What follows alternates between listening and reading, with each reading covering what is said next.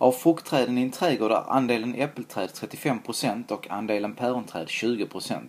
En fjärdedel av träden är körsbärsträd och resten av träden, 24 stycken, är plommonträd. Hur många fruktträd växer i trädgården? Vi börjar med att konstatera att en fjärdedel är detsamma som 25%. Och sedan kan vi räkna ut andelen plommonträd.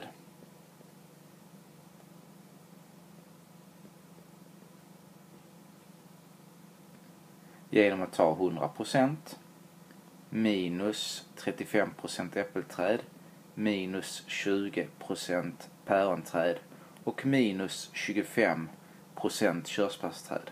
Och kvar får vi då att det måste vara 20% som är plommonträd. Alltså måste 20% motsvara 24 stycken träd. Och det innebär att 1% då måste vara 24 delat på 20. Och det är detsamma som 1,2 stycken träd.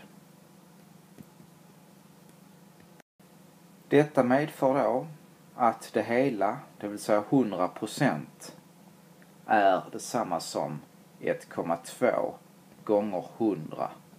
Och vi flyttar kommatecknet 2 steg och får det till 120 stycken träd. Svar.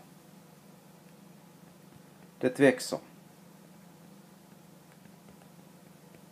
120 stycken träd.